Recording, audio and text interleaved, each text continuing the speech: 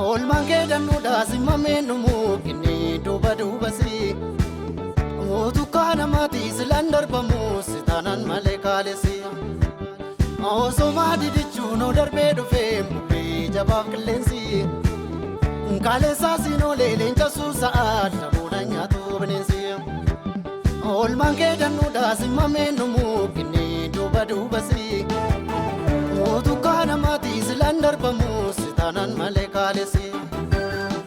Osoo maatii dichuun darbee dhufee bubbee jabaaf qilleensi.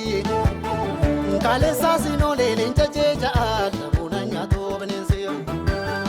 Nugumaaf sumoo gargaaraan namaa inni wallaanuu nama miidhamaa. Nugumaaf sumoo gargaaraan namaa inni ol qabu saba gaatamaa. Kan kee himameen nuufu gooftaa koo eegumsi kee. Kan kee himameen nuufu gooftaa koo jaalalli kee. Kan kee himameen nuufu gooftaa koo eegumsi kee. Kan kee himameen nuufu gooftaa koo jaalalli kee.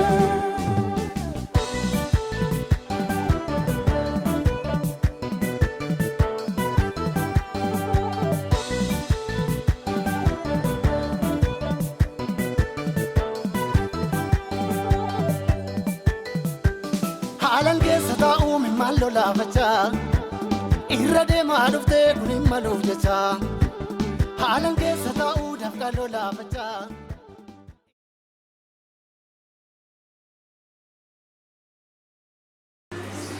Sagalee Waaqayyoo keessaa nan dubbisa keessa deebii boqonnaa 28 lakkoofsa 7 kan jiru.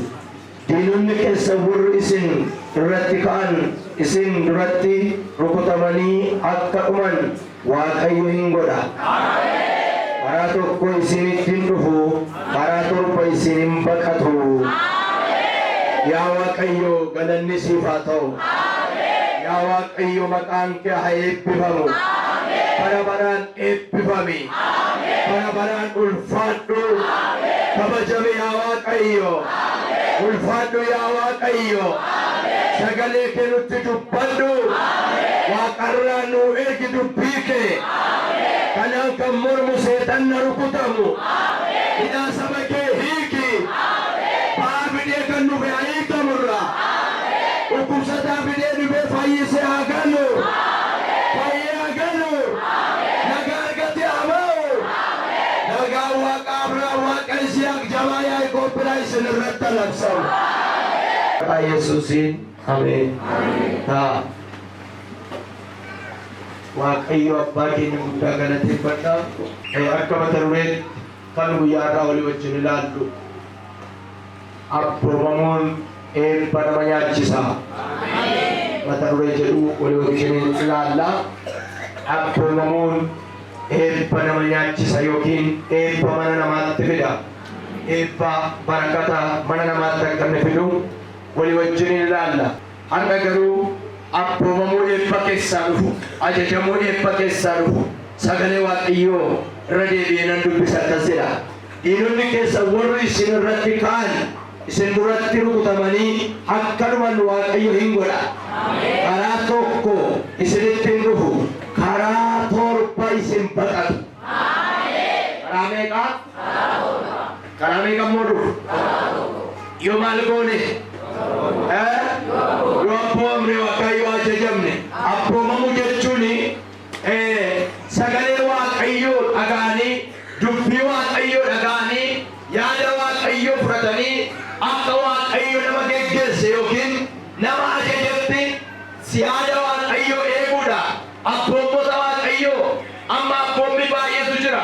Dubbii Waaqayyoo keessatti amne akka jiraannu yookiin mana Waaqayyoo keessa amne akka hojjennu kan nu taasisan dubbii Waaqayyoo kanaaf ajajamuu, sagalee Waaqayyoo dhaga'uu, dubbii Waaqayyoo warra dhaga'an akkasumatti eebbaaf barakata gaanna utuu hin ta'in sagalee Waaqayyoo Waaqa jiraataa, sagalee Gooftaa keenya Yesuus Kiristoos isan namaan raajota afaan ergamootaan dubbate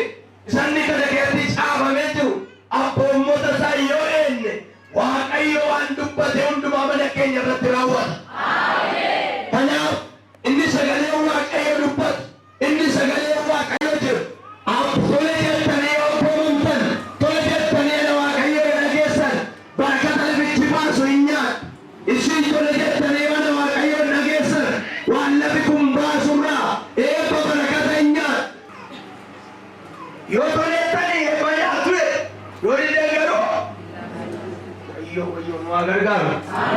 Ani koo billaahi sammanii harkatti qabannee deemnu kana miti.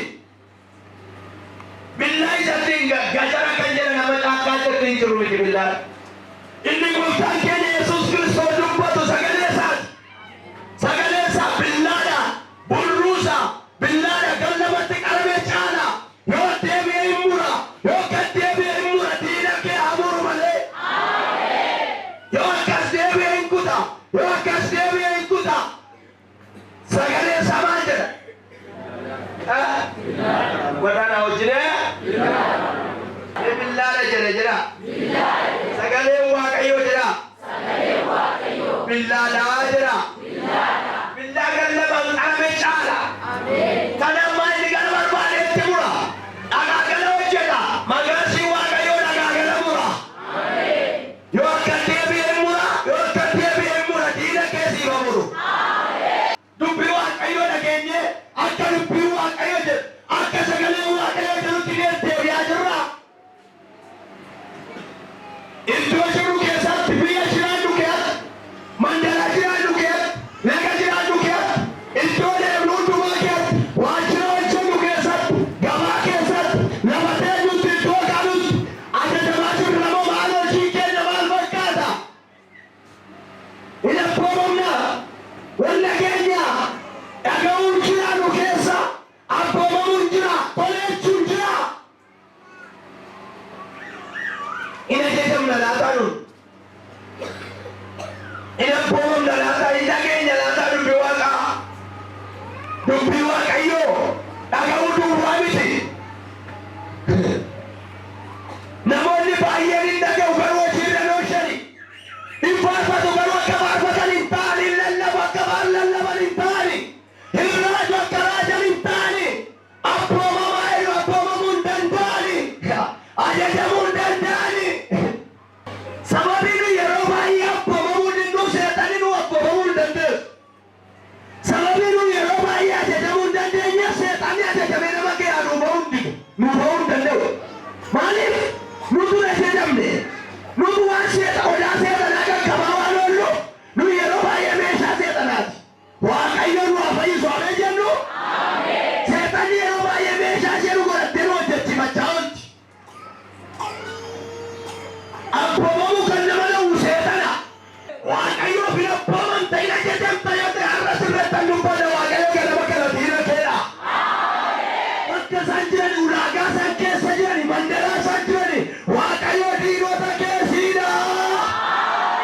Yoo argoota yoo ajajamaa jirta ta'e yoo abboomamaa jirta ta'e yoo abboommi Waaqayyoo raawwachaa jirta ta'e akka dubbii isaatti deddeebi'aa jirta ta'e alangaan Waaqayyoo diina keessa fuudhameera.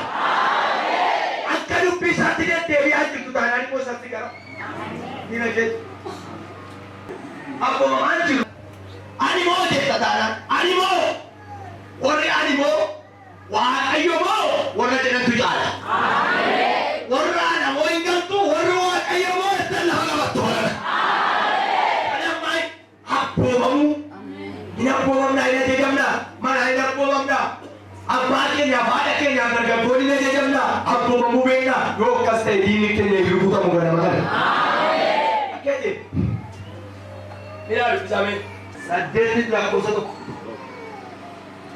Nan dubbisa maqaa Waaqayyooti. Gidduu sanas tuuti sanaan baay'ee deebisanii walitti qabaman. Isaan waan nyaatan dhabnaan Yesuus barattoota isaa waamee isaanitti dubbate. Namoonni kun guyyaa sadan kana anaa wajjin turan. Nyaatas waan hin qabneef hunduma isaanii nanuma akkuma beela'anittis gara mana isaaniitti yoo isaan erge karaatti hin kukkufu. Isaan keessaa lafa fagootti kan dhufan jiru jedhe.